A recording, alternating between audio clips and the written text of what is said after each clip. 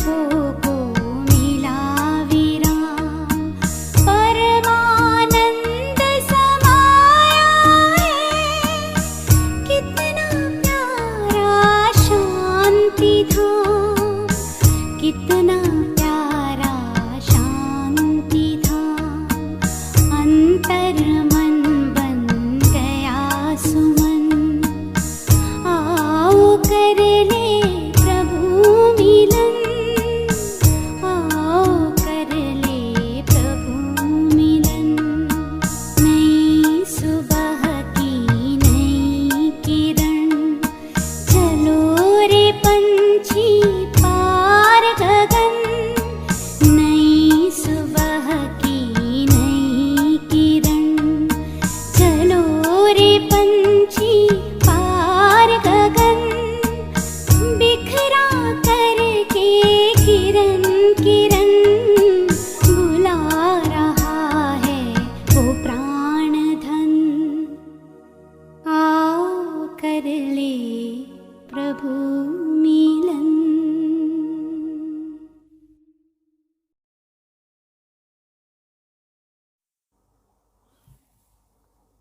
ओम शांति। 29 अप्रैल 2023 बाप दादा के मधुर महावाक्य।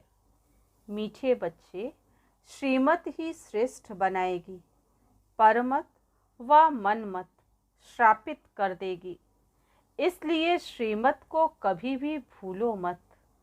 प्रश्न: सतो प्रधान पुरुषार्थी कौन और तमो प्रधान पुरुषार्थी कौन?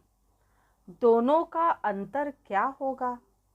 उत्तर: सतो प्रधान पुरुषार्थी बाप से पूरा वर्षा लेने का पुरुषार्थ व प्रतिज्ञा करते हैं। वह याद में रहने की रेस करते हैं और नंबर 1 जाने का लक्ष्य रखते हैं। तमो प्रधान पुरुषार्थी कहते, जो तकदीर में होगा अच्छा, प्रजा बनेंगे तो प्रजा ही सही। उनके आगे माया का ऐसा विघ्न आता जो रेस से ही बाहर निकल जाते। गीत है: मुझको सहारा देने वाले, दिल कहे तेरा शुक्रिया। ओम शांति। बच्चे जब सम्मुख बैठते हैं तो जानते हैं हम जीव आत्माएं हैं। यहाँ तो जीव आत्माएं ही होंगी ना।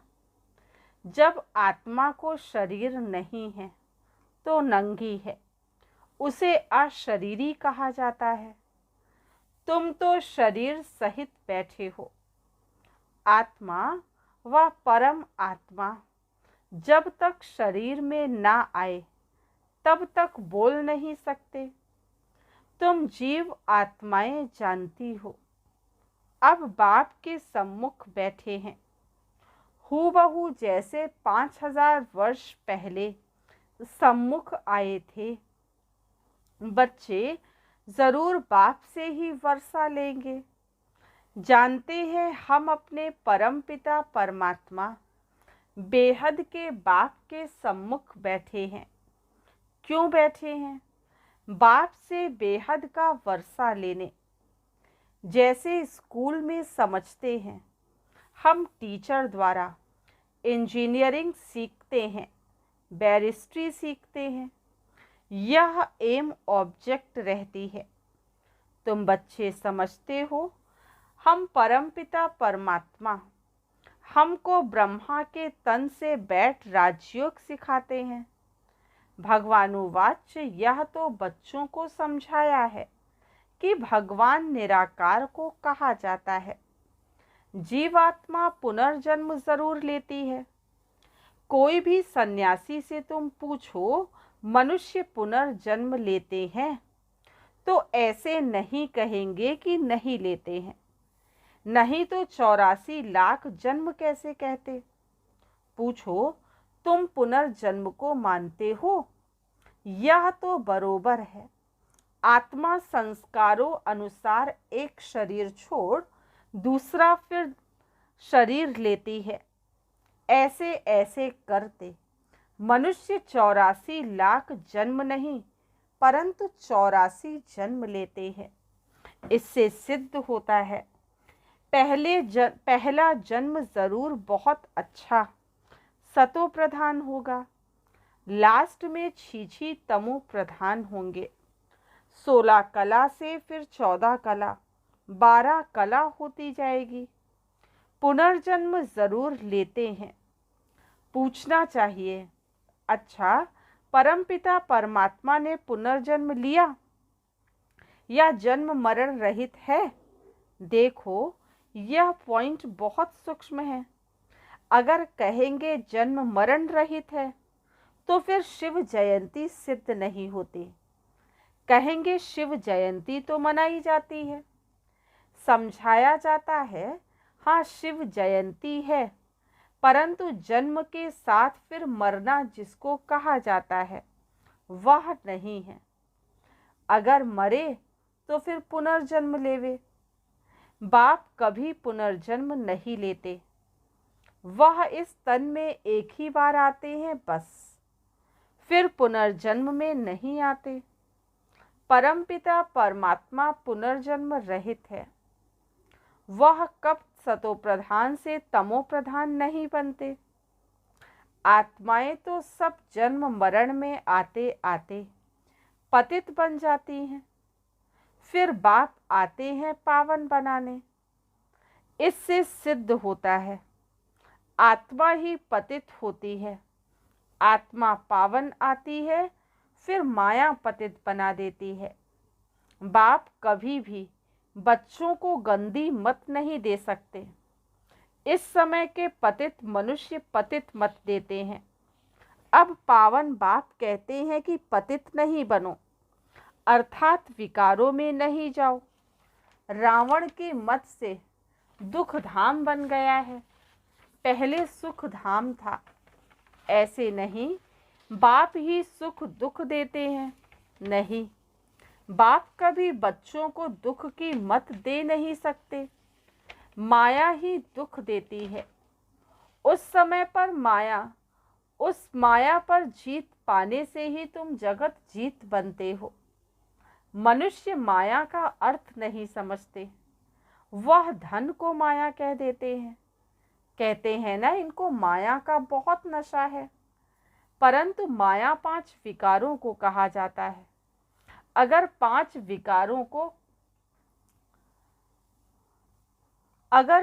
विकारों का नशा है तो माया एकदम खा जाती है। सतयुग त्रेता में माया का नशा होता नहीं, वहां रावण का बुत बनाकर जलाते नहीं, बुत कड़े दुश्मन का बनाया जाता है। रावण राज्य शुरू होता है आधा कल्प से, देह अहंकार आने से, फिर और विकार आ जाते हैं। शास्त्रों में कोई यह बातें नहीं है। लिखा हुआ है देवताएं वाम मार्ग में अर्थात विकारों में जाते हैं, माया के वश होने से परवश हो जाते हैं, परमत पर चलते रहते हैं। अभी तुम चलते हो श्रीमत पर, परमत माना माया की मत। श्री अर्थात श्रेष्ठ मत है बाप की, वह है परमत रावण की मत। इसलिए बाप ने कहा है आसुरी संप्रदाय सब रावण की जंजीरों में दुखी हैं। मनुष्यों ने सतयुग की आयु लाखों वर्ष समझ ली है, तो तुम हिसाब किताब बताते हो 5000 वर्ष कैसे हैं।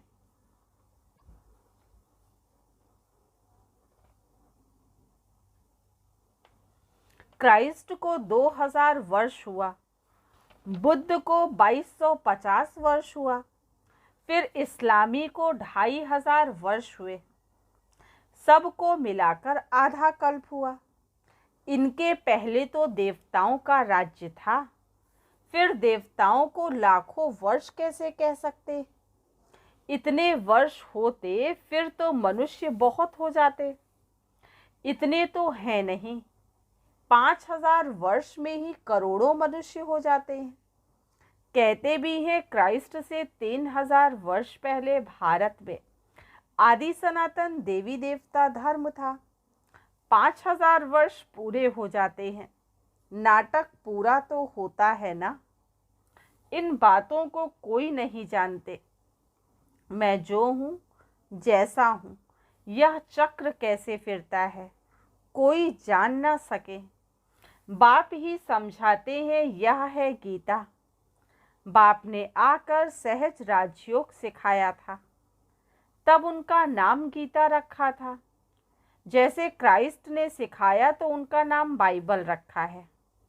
यह अनादि नाम रखे हुए हैं, वह रिपीट होते हैं। बाबा बुढ़ियों को भी समझाते हैं, ये बहुत सहज बात है, सिर्फ बाप और वर्षे को याद करो। बच्चा पैदा हुआ, गोया वारिस पैदा हुआ। तुम समझते हो हम बाबा के वारिस हैं। 5000 वर्ष बाद फिर से मिलने आए हैं। घड़ी घड़ी 5000 वर्ष ही कहेंगे। 2-3 वर्ष पीछे आने वाले भी कहेंगे हम 5000 वर्ष बाद फिर से आए हैं। ये बड़ी गुह्य बातें हैं। बाबा पूछते हैं आगे कब मिले हो, तो कहते हैं हाँ बाबा, आत्मा इस मुख द्वारा कहती है हम 5000 वर्ष पहले आपसे मिले थे। अब इस तन द्वारा शिक्षा, आप इस तन द्वारा शिक्षा देने आए थे। जो पक्के पक्के बच्चे हैं समझते हैं हम बाप से बेहद का वर्षा लेने बैठे हैं। हम बेहद के बाप के बने हैं ब्रह्मा द्वारा। बाप कहते हैं मुझे पहचानते हो, मैं तुम्हारा बाप हूँ। कहेंगे हाँ बाबा, हम आत्माओं का आप परमपिता परमात्मा बाप हो। बाप ही कहते हैं तुमको हमने स्वर्ग में भेजा था, वर्षा दिया था, फिर माया ने छीन दिया, अब फिर मैं देता हूँ। माया वर्षा छीनती है, बाप दिलाते हैं। यह तो अनेक बार खेल हो चुका है, होता रहेगा, इसका अंत नहीं है। बाप के बनते हैं, फिर कोई सगे कोई लगे, कोई सौतेले कोई मातेले बनते हैं। कच्चे पक्के तो है ना। पक्कों को भी माया एकदम जीत लेती है। बच्चे कहते बाबा हम जहाँ तक जिएंगे आपसे वर्षा लेते रहेंगे, विकर्मों का बोझा सिर पर बहुत है। तो जितना तुम याद में रहेंगे उस योग अग्नि से तुम आत्मा पाप आत्मा से पुण्य आत्मा बनती जाएंगी। आग चीज को पवित्र करती है, तुम्हारी है योग अग्नि। ये है बेहद का यज्ञ जो बेहद के सेठ ने रचा है। इतना समय कोई भी यज्ञ नहीं चलता है। 5-7 रोज व 1 मास यज्ञ रचते हैं। तुम्हारा यज्ञ तो कितने वर्षों से चला आता है। बाप सुनाते ही रहते हैं, कहते हैं भूल मत जाना, सिर्फ मुझे याद करो, तो तुम्हारा जन्म जन्मांतर के विकर्मों का बोझा कटता जाएगा। कोई सन्यासी विद्वान आदि को ऐसे कहने आएगा नहीं। भगवानुवाच मुझ बाप को याद करो। जरूर आया हुआ है तब तो कहते हैं ना। बाप कहते अब तुमको वापस जाना है। तुम्हारी आत्मा इस समय बहुत पतित है। अब तुम जानते हो योग से हम पावन बनते जाएंगे। बाप कहते ज्ञान अमृत पीकर पावन स्वर्ग का मालिक बनो। यह साजन तुम सब सजनियों को पावन बनाने आए हैं। कहते मुझे निरंतर याद करो। तुम्हारी ही प्रतिज्ञा है कि आप जब आएंगे तो और संग तोड़ तुम संग जोड़ेंगे, तुम पर वारी जाएंगे। स्त्री पुरुष पर, पुरुष स्त्री पर बलिहार जाते हैं। यहाँ है बाप पर बलिहार जाना। शादी में 1-2 पर बलिहार जाते हैं ना। अब बाप कहते हैं मनुष्य पर बलिहार नहीं जाना। तुम्हारी प्रतिज्ञा है आप पर बलिहार जाएंगे, आप हमारे पर बलिहार होना। बाप कहते तुम बलिहार जाओ तो 21 जन्म तुमको सदा सुखी बना दूंगा। कितना भारी वर्षा है। अब बाप कहते मैं तुमको वर अर्थात वर्षा देता हूँ। सिर्फ तुम निरंतर मुझे याद करो। श्रीमत से ही तुम श्रेष्ठ बनेंगे, ये भूलो मत। यह लक्ष्मी नारायण का चित्र भी घर में रख दो। हम बाप से फिर से वर्षा ले रहे हैं। बाप परम धाम से आया हुआ है, परंतु माया चील भी कम नहीं है, पंजा मार देती है। सबकी बात नहीं है, नंबर वार है। कोई तो एकदम भूल जाते हैं कि हम बाप से वर्षा लेते हैं। यहाँ बैठे हैं तो नशा चढ़ता है, यहाँ से बाहर निकला और भूला। फिर सुबह को रिफ्रेश होते हैं, फिर सारा दिन भूल जाते हैं। 4-5 वर्ष अच्छी सर्विस करने वाले भी आज देखो हैं नहीं। कुछ अवज्ञा की तो माया ने जोर से थप्पड़ मारा और चले गए। बाबा कह देते, बच्चे माया बहुत कड़ी है, अवज्ञा करने से माया एकदम गिरा देती है। इसलिए गाया जाता है, चढ़े तो चाखे प्रेम रस, गिरे तो चकनाचूर। देखते हो कैसे चकनाचूर हो जाते हैं। वैकुंठ में तो जरूर चलेंगे, परंतु पद तो नंबरवार है ना। भल वहाँ सब सुखी रहते हैं, फिर भी मर्तबे तो है ना। स्कूल में मर्तबा पाने लिए ही पुरुषार्थ करते हैं, ऐसे नहीं प्रजा ही सही, जो तकदीर में होगा नहीं। इसको तमोप्रधान पुरुषार्थ कहा जाता है। सतोप्रधान नंबर 1 तो नहीं आएंगे। ये ह्यूमन रेस है। माया ऐसा विघ्न डालती है जो एकदम रेस से निकाल देती है। तुम्हारी ह्यूमन रेस है। आत्मा कहती है, हम बहुत दुखी हुए हैं, शरीर लेते लेते बहुत तंग हुए हैं। कहते हैं अब बाबा के पास जाएंगे। बाबा ने युक्ति तो बतलाई हुई है। बाबा हम आपके याद में रहेंगे, जितना टाइम निकाल सको उतना अच्छा है। जैसे गवर्नमेंट की सर्विस में भी 8 घंटा रहते हैं ना, तो इसमें भी तो 8 घंटा रहो। सृष्टि को स्वर्ग बनाना कितनी भारी सर्विस है। सिर्फ बाप को याद करो और सुख धाम को याद करो। बस 8 घंटा सर्विस की तो पूरा वर्षा पाएंगे। ऐसे याद करते करते तुम्हारे विकर्म विनाश होंगे। 8 घंटा तुम इस सर्विस में दो, बाकी 16 घंटा तुम फ्री हो। जितना हो सके घड़ी घड़ी याद करो। याद तो कहाँ भी बैठ कर सकते हो। सबसे अच्छा टाइम तुमको सवेरे मिलेगा। सिंधी में कहते हैं, सवेल सुमर सवेल उठर। सवेरे जल्दी सोना, सवेरे उठना, यह गुण मनुष्यों को बड़ा करता है। अज्ञानी लोग 8 घंटा नींद करते हैं। तुम्हारी नींद आधी होनी चाहिए, 4 घंटा नींद बस। कर्मयोगी हो ना। रात को 10 बजे सो जाओ, 2 बजे उठो। शिव बाबा को याद करो। 2 बजे नहीं उठ सकते हो तो 3 बजे उठो, 4 बजे उठो। वह फर्स्ट क्लास समय है, एकदम शांति रहती है। सभी अशरीरी बन जाते हैं। उस समय सन्नाटा बहुत होता है, जैसे कि मूल वतन हो जाता है। ऐसे लगता जैसे सब मरे पड़े हैं। उस समय तुम बाबा को याद करेंगे, फिर वह याद पक्की हो जाएगी। अमृत वेले की याद अच्छा असर करती है। बाबा बहुत करके रात को जागते रहते हैं। स्थूल काम में आने से माथा भारी होता है। सूक्ष्म सर्विस में थकावट नहीं होती है। कमाई थोड़े ही थकाएगी, कमाई से तो खुशी होगी। तो सवेरे सवेरे उठकर याद करने से बड़ी कमाई है। अच्छा, मीठे मीठे सिकील दे बच्चों प्रति माता पिता बाप दादा का याद प्यार और गुड मॉर्निंग।